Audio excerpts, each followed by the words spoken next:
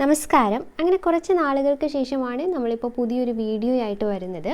നിങ്ങൾക്കറിയാം 2025 എക്സാമുകൾ ഏതൊക്കെയാണ് PSC publish ചെയ്തിട്ടുണ്ടല്ലേ. ഏകദേശം പ്രിലിംസ് എന്നത്തേക്ക് നടക്കും, മെയിൻസ് എന്നത്തേക്ക് നടക്കും എന്ന രീതിയിൽ 2025 എല്ലാ എക്സാമിൻ്റെയും ഡേറ്റുകൾ ആ മാസങ്ങൾ PSC പബ്ലിഷ് ചെയ്തിട്ടുണ്ട്. അപ്പം ഇന്നലെ വന്നതാണ് ഡിവിഷണൽ അക്കൗണ്ടൻറ്റിൻ്റെ പ്രിലിമിനറി എക്സാമിനേഷനുള്ള സിലബസ്.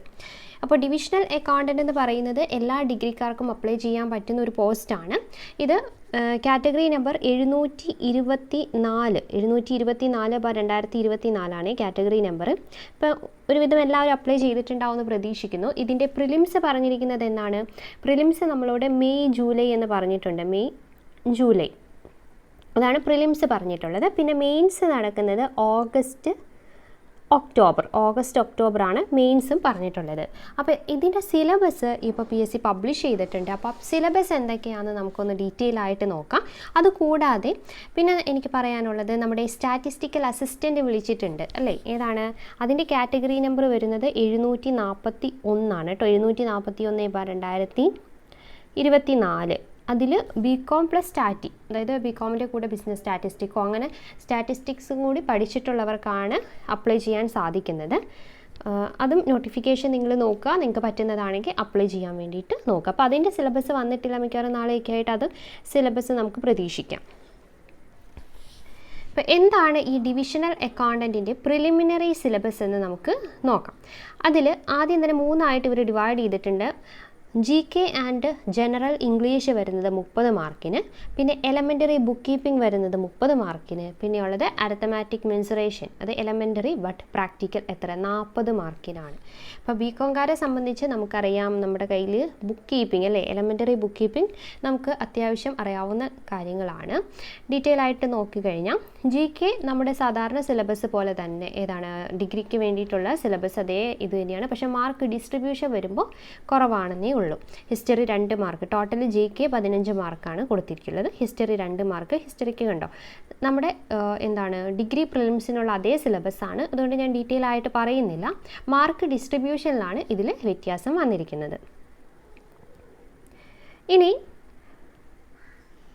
നമ്മൾ അടുത്തത് ഏതാണ്? ഇംഗ്ലീഷ്. ജനറൽ ഇംഗ്ലീഷ് ലാംഗ്വേജിന് 15 മാർക്കാണ്. അങ്ങനെ ടോട്ടൽ 30 മാർക്കാണ് പാർട്ട് 1 വരുന്നത്. അതിൽ ഇംഗ്ലീഷ് ലാംഗ്വേജിൽ എന്തൊക്കെയുണ്ട്? നൗൺ, ടെൻസ്, വെർബ്, പിന്നെ ബാക്കി കുറച്ച് കാര്യങ്ങൾ. അതിൽ നൗൺ എന്ന ഭാഗത്ത് നിന്ന് 3 മാർക്ക്. എന്തൊക്കെ പഠിക്കണം? Singular, plural nouns, countable, uncountable, abstract, possessive pronouns, പിന്നെ സ്പെല്ലിങ്. ഇനി ടെൻസിൻ്റെ ഭാഗത്തേക്ക് വരുവാണെങ്കിൽ ടെൻസ്, അതിന് 4 മാർക്കാണ്. അവിടെ present perfect, simple past, past perfect, പിന്നെ ഇറഗുലർ വെർബും വരുന്നുണ്ട്. ദെൻ വെർബിലേക്ക് വരുമ്പോൾ phrasal verb, auxiliary verb, modals, പിന്നെ adverb, active voice, passive voice, reported speech, അവിടെയും 4 മാർക്കാണ് ഉള്ളത്. പിന്നെ ബാക്കിയുള്ളത് ഏതൊക്കെയാണ്? Pronouns, adjectives, prepositions, idioms and phrases, jumbled sentence, അതിനും 4 മാർക്കാണ് ഉള്ളത്. ഓക്കെ, അപ്പോൾ ഇങ്ങനെയാണ് ഇംഗ്ലീഷിൻ്റെ മാർക്ക് ഡിസ്ട്രിബ്യൂഷനും വരുന്നത്. ഇംഗ്ലീഷ് നമ്മൾ സാധാരണ ഒരു PSC എക്സാമിന് പഠിക്കുന്ന അതേ ഇത് തന്നെയാണ്. പിന്നെ ഇവിടെ ജംബിൾഡ് സെൻറ്റൻസ് ഒക്കെ നമുക്കറിയാം, ഇപ്പോൾ ബാങ്കിങ് എക്സാമൊക്കെ അത് നമുക്ക് ആ വായിക്കുമ്പോൾ തന്നെ ഉള്ള ഒരു മനസ്സിലാവുന്ന രീതിയിലാണ്. കഴിഞ്ഞ തവണയൊക്കെ ആ ഒരു രീതിയിലായിരുന്നു. നമുക്ക് വായിച്ചാൽ തന്നെ ഒരു സെൻറ്റൻസ് എങ്ങനെയാണ് കറക്റ്റായിട്ട് ഫോം എന്നുള്ളത് നമുക്ക് വായിച്ചെടുക്കാൻ സാധിക്കും. അപ്പോൾ ഇതും സാധാരണ ഒരു PSC ഉദ്യോഗാർത്ഥിയെ സംബന്ധിച്ച് ഇത് നമുക്ക് സ്കോർ ചെയ്യാൻ പറ്റുന്നതാണ്. അപ്പോൾ 30 മാർക്കല്ലേ GK ആൻഡ് ജനറൽ ഇംഗ്ലീഷിൽ വരുന്നത്.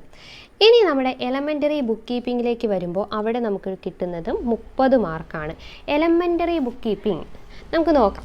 മൊഡ്യൂൾ 1 വരുന്നത് എന്തൊക്കെയാണ്? Trial balance, book keeping up to trial balance, അതായത് തുടക്കം അല്ലേ, ഒരു ഇൻട്രൊഡക്ഷനാണ് ഇവിടെ നമ്മൾ നോക്കേണ്ടത്. അതിന് 3 മാർക്കാണ് കൊടുത്തിട്ടുള്ളത്. എന്തൊക്കെയാണ്? അക്കൗണ്ടിങ് എന്താണ്, അക്കൗണ്ടിങ്ങിൻ്റെ മീനിങ്, ഡെഫിനിഷൻ, ഇമ്പോർട്ടൻസ്, അഡ്വാൻറ്റേജ്, പിന്നെ ബുക്ക് കീപ്പിങ്ങും അക്കൗണ്ടൻസിയും എന്താണ്, പിന്നെ അതിൻ്റെ ലിമിറ്റേഷൻസ്, സിസ്റ്റം ഓഫ് അക്കൗണ്ടിങ്, പിന്നെ ബേസിക് ടേംസ് ഓഫ് അക്കൗണ്ടിങ്, അത് ഇമ്പോർട്ടൻ്റ് ആണ്. ബേസിക് ടേംസിൽ നിന്നാണ് മിക്കവാറും ക്വസ്റ്റ്യൻ വരാറ്. പിന്നെയോ ഇതിൽ ബേസിക് ടേംസ് ഓഫ് അക്കൗണ്ടിങ് അല്ലേ, ബേസിക് ടേംസ് ഇമ്പോർട്ടൻ്റ് ആണ്. ബേസിക് ടേംസിൽ നിന്ന് ക്വസ്റ്റ്യൻ ചോദിക്കാൻ ചാൻസ് ഉണ്ട്.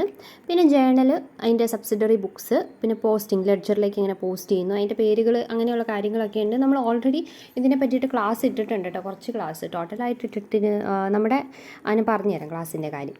പിന്നെ എന്താണ് balancing of account, preparation of trial balance, errors, rectification of ഇറേഴ്സുമാണ് മൊഡ്യൂൾ 1 വരുന്നത്. മൊഡ്യൂൾ 2 വരുമ്പോൾ ട്രയൽ ബാലൻസ് കഴിഞ്ഞിട്ടുള്ള പിന്നെ എന്താണ് trading and profit and loss അക്കൗണ്ടും ബാലൻസ് ഷീറ്റും. അതിനെ സംബന്ധിച്ചാണ് മൊഡ്യൂൾ 2 അതിന് 3 മാർക്കാണുള്ളത്. ഇപ്പോൾ ട്രേഡിംഗ് എന്താണ്, പ്രോഫിറ്റ് ആൻഡ് ലോസ് എന്താണ്, പിന്നെ ബാലൻസ് ഷീറ്റ് എന്താണ്, അത് മൂന്നിൻ്റെയും മീനിങ്, ഡെഫിനിഷൻ എന്നുള്ള കാര്യങ്ങൾ നോക്കി വയ്ക്കണം. പിന്നെ എങ്ങനെയാണ് അഡ്ജസ്റ്റ്മെൻറ്റ് എൻട്രീസ്, അഡ്ജസ്റ്റിംഗ് എൻട്രീസ് എങ്ങനെയാണ് പോസ്റ്റ് ചെയ്യുന്നത്, പിന്നെ ഓപ്പണിംഗ് എൻട്രി, ക്ലോസിംഗ് എൻട്രി കാര്യങ്ങളൊക്കെ. പിന്നെ 3ാമത്തെ മൊഡ്യൂളിൽ depreciation, sinking fund, reserve fund, secret reserve എന്നിവ, അതിൻ്റെ മീനിങ്സ് ഒക്കെ പഠിച്ചു വയ്ക്കുക ഇതിൻ്റെയൊക്കെ. പിന്നെ എന്താണ് ഈ റിസർവ് ഫണ്ട് എന്താണ്, സിങ്കിങ് ഫണ്ട് എന്താണ്, മിക്കവാറും ക്വസ്റ്റ്യൻ വരാറുള്ളതാണ് കേട്ടോ, ആൻസറായിട്ട് ഈ സിങ്കിങ് ഫണ്ടൊക്കെ വരുന്നത്. അതിന് 3 മാർക്കാണ്. പിന്നെ bill of exchange, promissory note, cheques 3 മാർക്കാണ്. അപ്പോൾ ഇവിടെ ബിൽ ഓഫ് എക്സ്ചേഞ്ച് വരുമ്പോൾ പലതരത്തിലുള്ള ബില്ല് ഏതൊക്കെയാണ്, പിന്നെ പാർട്ടീസ് ഏതൊക്കെയാണ്, ബില്ലിലെ പാർട്ടീസ് ഏതൊക്കെയാണ്, അങ്ങനെയുള്ള കാര്യങ്ങൾ. പിന്നെ എൻഡോഴ്സ്മെൻറ്റും കൈൻഡ്സ് ഓഫ് എൻഡോഴ്സ്മെൻറ്റും വരുന്നുണ്ട്. പിന്നെ പ്രോമിസറി നോട്ട്സ്, ചെക്കും കൈൻഡ്സ് ഓഫ് ചെക്ക് വരുന്നുണ്ട്. പിന്നെ ക്രോസിങ്, ടൈപ്പ് ഓഫ് ക്രോസിങ്, ചെക്കായി റിലേറ്റ് ചെയ്ത് എങ്ങനെയൊക്കെയാണ് ക്രോസ് ചെയ്യുന്നത്, അതിൻ്റെ ടൈപ്സ് ഒക്കെ വരുന്നുണ്ട്. പിന്നെ മൊഡ്യൂൾ 5 അതും 3 മാർക്സാണ് പ്രൊവൈഡ് ചെയ്യുന്നത്. Portions relating to voyage account, അതിൽ ഫ്രൈറ്റ് എന്താണ്, പാസേജ് മണി എന്താണ്, പോർട്ട് ചാർജ് എന്താണ്, ബങ്കർ കോസ്റ്റ്, അങ്ങനെയുള്ള കാര്യങ്ങളാണ് ഏതിൽ വരുന്നത്, വോയേജ് അക്കൗണ്ടിൽ വരുന്നത്.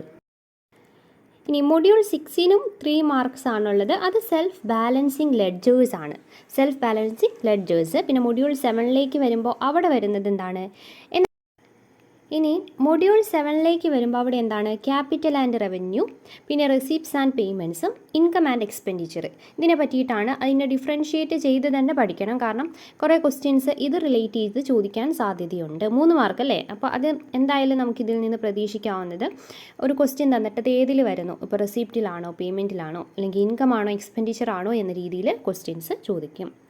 ഈ module 8 manufacturing and working accounts and cost book, mining company. അപ്പോൾ മൈനിങ് കമ്പനിയിലേക്ക് വരുമ്പോൾ നമ്മൾ ഇവിടെ കോസ്റ്റ് അക്കൗണ്ടിങ്ങിൽ നമ്മൾ പഠിച്ചിട്ടുണ്ട് അല്ലേ, prime cost, cost of production എങ്ങനെ കാണും എന്നുള്ള കാര്യങ്ങളൊക്കെ. ആ രീതിയിലുള്ള ക്വസ്റ്റ്യൻസ് ഇവിടെ പ്രതീക്ഷിക്കാം.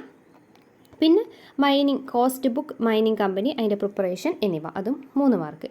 ഇനി കോസ്റ്റ് അക്കൗണ്ടിലേക്ക് വരുമ്പോൾ എന്തൊക്കെയാണെന്ന് നോക്കി, classes of cost accounts, object, labour, material, over head എന്നിവയും പഠിക്കണം. അതുകൂടാതെ ജോബ് കോസ്റ്റിംഗ് എന്താണ്, പ്രോസസ് കോസ്റ്റിംഗ് എന്താണ്, ബാച്ച് കോസ്റ്റിംഗ് എന്താണ്, കോൺട്രാക്റ്റ് കോസ്റ്റിംഗ് എന്താണ്. ഇവിടെയും ക്വസ്റ്റ്യൻ തന്നിട്ട് അത് ഏത് ടൈപ്സ് ഓഫ് കോസ്റ്റിങ്ങിൽ വരുന്നതാണ് എന്ന രീതിയിൽ ക്വസ്റ്റ്യൻ വരാം, 3 മാർക്ക്. 10ാമത്തെ മൊഡ്യൂളിലേക്ക് കിടക്കുമ്പോൾ അവിടെ ഡബിൾ അക്കൗണ്ടിങ് സിസ്റ്റമാണ് വരുന്നത്. ഡബിൾ അക്കൗണ്ടിങ് സിസ്റ്റം എന്താണ് എന്നുള്ളതും, പിന്നെ സിംഗിൾ അക്കൗണ്ട് സിസ്റ്റവും ഡബിൾ അക്കൗണ്ട് സിസ്റ്റവും തമ്മിലുള്ള ഡിഫറൻസ് ഒന്ന് നോക്കി വയ്ക്കാം. പിന്നെ ഫൈനൽ അക്കൗണ്ട്സ് എങ്ങനെയൊക്കെയാണ്, പിന്നെ പറഞ്ഞിരിക്കുന്നത് എന്താണ് ഡിസ്പോസൽ ഓഫ് സർപ്ലസ്, പിന്നെ ഡബിൾ അക്കൗണ്ട് സിസ്റ്റത്തിൻ്റെ അഡ്വാൻറ്റേജസും ഡിസഡ്വാൻറ്റേജസും, അങ്ങനെ 3 മാർക്ക്. ടോട്ടൽ 10 മൊഡ്യൂൾ 3 മാർക്ക് വീതം 30 മാർക്കാണ് നമുക്ക് ഈ ബുക്ക് കീപ്പിങ്ങിലൂടെയും ലഭിക്കുന്നത്. അപ്പോൾ 60 മാർക്ക് നമ്മുടെ GK, പിന്നെ general English, GK and general ഇംഗ്ലീഷും കൂടി കൂട്ടി 15 30 മാർക്ക്, ഇതിന് 30 മാർക്ക്, അങ്ങനെ 60. ഇനി നമുക്ക് പഠിക്കാനുള്ളത് അരിത്തമാറ്റിക്കാണ്. അരിത്തമാറ്റിക്കിന് 40 മാർക്കാണ് പ്രൊവൈഡ് ചെയ്തിരിക്കുന്നത്. ഏതൊക്കെ മൊഡ്യൂൾസ് എന്ന് നമുക്ക് ജസ്റ്റ് നോക്കിപ്പോകും. ഏതൊക്കെയാണ്, നമ്പർ സിസ്റ്റം വരുന്നുണ്ട്, പിന്നെ polynomials, quadratic equation, system of linear equations in 2 variables, പിന്നെ squares and square roots, cubes and cube root, arithmetic progression, profit loss and discount, ratios and proportion, percentage, simple and compound interest, statistics, mathematics in commerce. അവിടെ കൊമേഴ്സായി relate ചെയ്തിട്ടുള്ള shares, dividends, അതായത് relate ചെയ്തിട്ടുള്ള കാര്യങ്ങൾ, പിന്നെ circles, then triangles and quadrilateral, solids, similar and congruence triangle, trigonometry, coordinate geometry, time, speed, distance and work, then പിന്നുള്ളത് set, Venn diagram ഒക്കെ വരുന്ന കാര്യങ്ങൾ. അപ്പോൾ അങ്ങനെ 20 മൊഡ്യൂളാണ് അരിത്തമാറ്റിക് ആയിട്ട് റിലേറ്റ് ചെയ്തിട്ട്. അതിനെത്രയാണ് ടോട്ടൽ 40 മാർക്ക് എന്നാണ് പറഞ്ഞിട്ടുള്ളത്. അങ്ങനെ 3 പാർട്ടായിട്ടാണ് 100 മാർക്കിൻ്റെ എക്സാം നടക്കുന്നത്, 30 30 40 എന്ന രീതിയിൽ. അപ്പോൾ നമുക്ക് കൊമേഴ്സുകാരെ സംബന്ധിച്ചിടത്തോളം ബുക്ക് കീപ്പിംഗ് എന്നുള്ളത് നമുക്ക് പെട്ടെന്ന് തന്നെ പഠിച്ചെടുക്കാൻ സാധിക്കുന്നതാണ്. കാരണം ഒരു എന്താ പറയുക ബേസിക് ആയിട്ടുള്ള കാര്യങ്ങളാണ് ഇവിടെ പറഞ്ഞിട്ടുള്ളത് അല്ലേ, എലമെൻ്ററി ബുക്ക് കീപ്പിങ്ങിൽ. പിന്നെ എല്ലാ PSC അല്ലെങ്കിൽ എല്ലാ തരത്തിലുള്ള എക്സാമിനും ഉള്ള GKയും ജനറൽ ഇംഗ്ലീഷും.